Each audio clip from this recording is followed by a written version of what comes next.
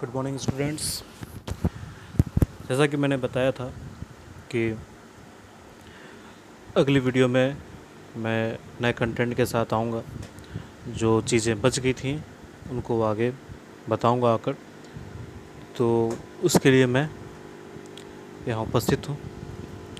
आप भी उपस्थित हों, मुझे मालूम चले कि आपने इसको ध्यान से देखा है, तो इसके लिए कमेंट में अपनी उपस्थिति दर्ज कराएं, यस कमेंट करें, ताकि मैं भी समझूं कि आप लोगों ने इसको ध्यान से देखा है, समझा है।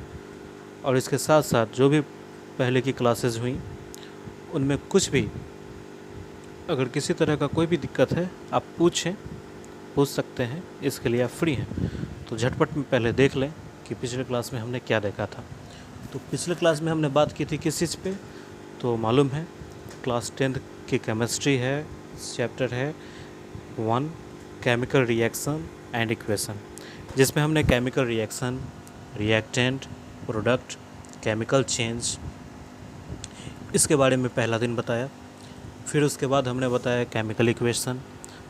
केमिकल इक्वेशन के बाद जो सेकेंड डे का वीडियो था उसमें केमिकल इक्वेशन, फिर rules for writing word equation, उसके कुछ एग्जांपल्स थे, उस एग्जांपल को एक्सप्लेन किया गया। और अब जो है आज का वीडियो, जैसा कि मैंने कहा था कि केमिकल इक्वेशन के कितने टाइप्स होते हैं, इनको इस वीडियो में हम देखेंगे। तो ये हमने पिछले क्लास में भी पढ़ा था। केमिकल इक्वेशन के दो टाइप होते हैं, एक होता है बैलेंस्ड केमिकल इक्वेशन, दूसरा होता है unbalanced chemical equation. Balanced chemical equation क्या है? तो जब हम किसी रिएक्शन का इक्वेशन जब तैयार कर रहे हों तो मालूम है हमको कि एक साइड रिएक्टेंट होता है और दूसरा साइड प्रोडक्ट होता है। तो जितने भी एलिमेंट्स हमने रिएक्टेंट साइड में लिख रखे हैं इक्वेशन के रूप में, इक्वेशन बनाने के लिए, तो उन रिएक्टेंट्स में जो नंबर ऑफ़ एटम्स हैं वो इक्वल होने चाहिए जो प्रोडक्ट तैयार हुआ उसके साथ। यानी रिएक्टेंट में जो नंबर ऑफ़ एटम्स हैं जिस एलिमेंट्स के, जब वो कंपाउंड के रूप में बनकर तैयार हो रहा है, तो कंपाउंड के रूप में बनकर तैयार हो रहा है, तो प्रोडक्ट में भी वो नंबर ऑफ़ एटम इक्वल होने चाहिए, तभी जाकर ये बैलेंस्ड केमिकल इक्वेशन होगा। अनबैलेंस्ड केमिकल इक्वेशन ठीक इसके उल्टे, ठीक इसके विपरीत, इसके अपोजिट में जाता है, जिसमें क्या है कि दोनों तरफ कभी भी बैलेंस नहीं होगा, दोनों तरफ कभी भी इक्वलिटी नहीं होंगी, इनको इक्वल करना रहता है, करते हैं। फिर जैसे कि अगर बैलेंस्ड केमिकल इक्वेशन के एग्जांपल को देखें तो पहला एग्जांपल में हम बता क्या रहे हैं, हाइड्रोजन और क्लोरीन के बीच का रिएक्शन। इसको इक्वेशन में जब देख रहे हैं तो हाइड्रोजन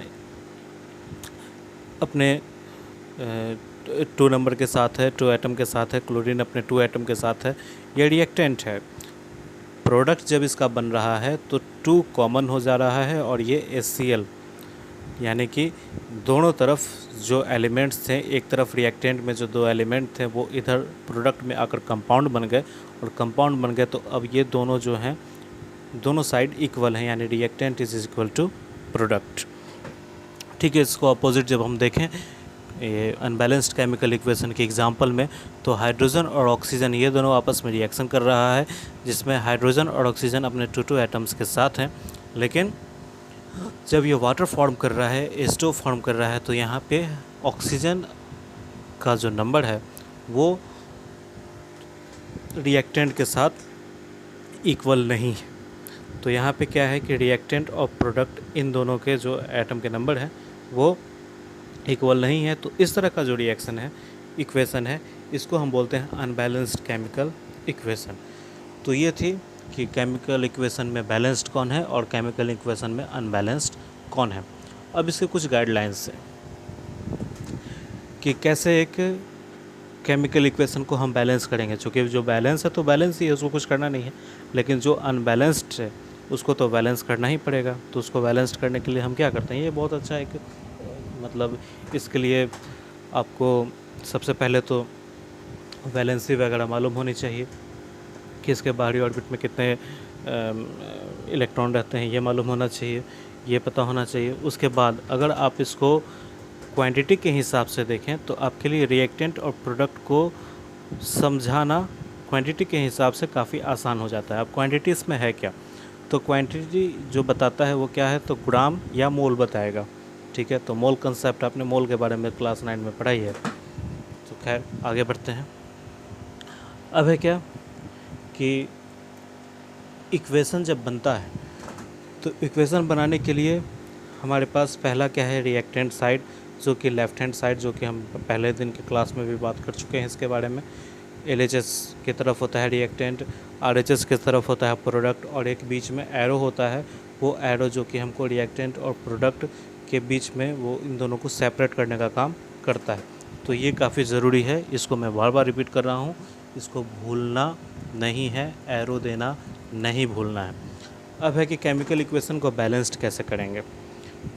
तो हमारे पास 3 चीज़ें इस पे ध्यान देना होता है।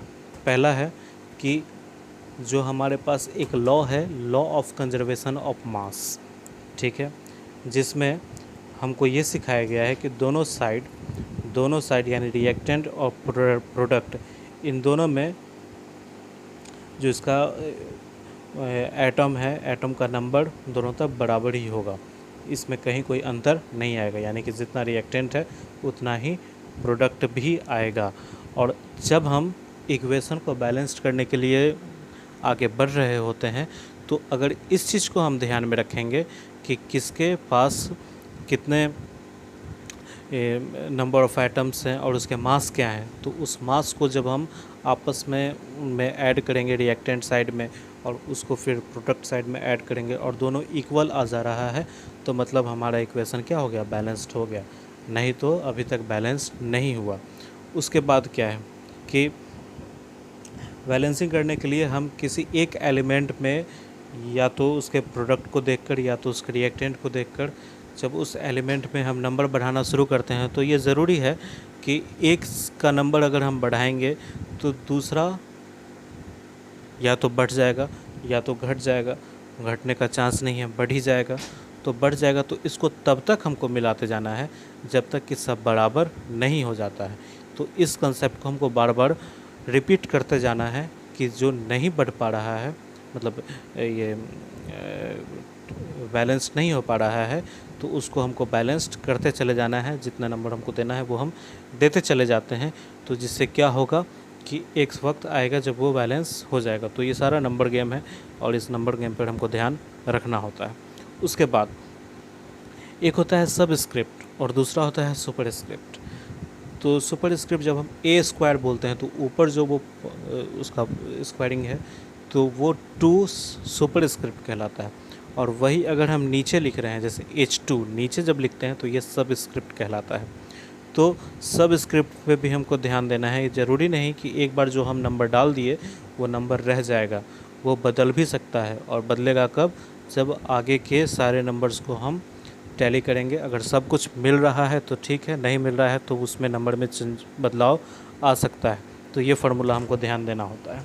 तो ये 3 चीज़ हैं जो कि इक्वेशन को बैलेंस करने में काफ़ी ज़रूरी है, और इसको बिल्कुल ध्यान से समझिए। बार बार वीडियो को बीच में पॉज कर करके और इस कंसेप्ट को लिखिए भी, अपना नोट्स तैयार रखिए, लिखिए, क्योंकि ये ज़रूरी है।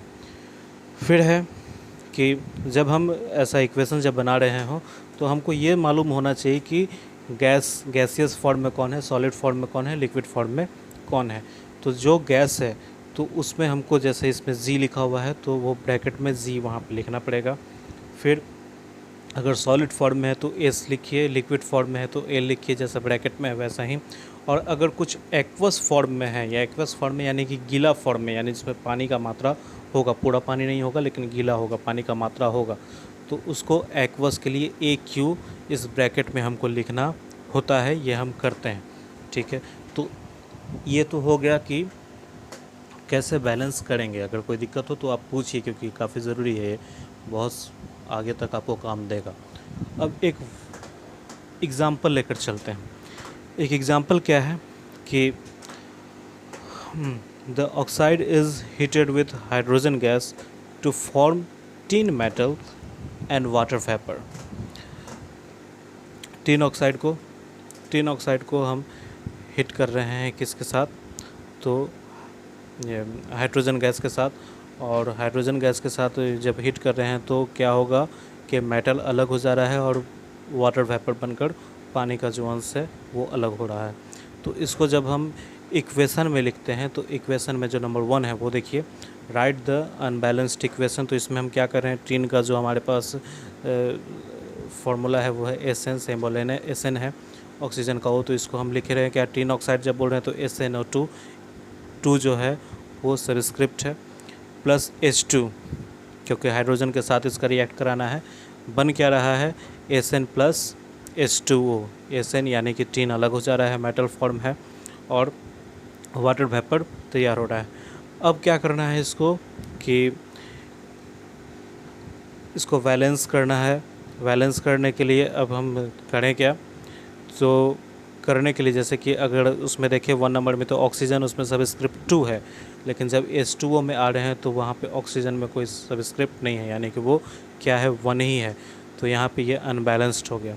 तो इसको बैलेंसिंग करने के लिए अब हम क्या करेंगे, तो बैलेंसिंग करने के लिए हम 2 जो है वो H2O के पहले लिखेंगे, और 2 जब H2O के पहले लिख रहे हैं तो अब हम देखेंगे तो यहाँ पे SN1 है, SN उधर भी 1 है, यानी रिएक्टेंट में SN1 है तो प्रोडक्ट में भी SN1 है। ऑक्सीजन इधर 2 है लेकिन इधर ऑक्सीजन, चलिए इधर भी 2 है। फिर हाइड्रोजन इधर 2 है लेकिन इधर प्रोडक्ट साइड में हाइड्रोजन 4 हो जा रहा है, 2 और 2 मल्टीप्लाइड 4 है। तो क्या है, फिर अभी भी ये बैलेंस्ड नहीं हुआ है। तो जैसा कि मैंने कहा था कि इसको रिपीट करते जाना है तब तक जब तक ये बैलेंस्ड नहीं हो जाएगा।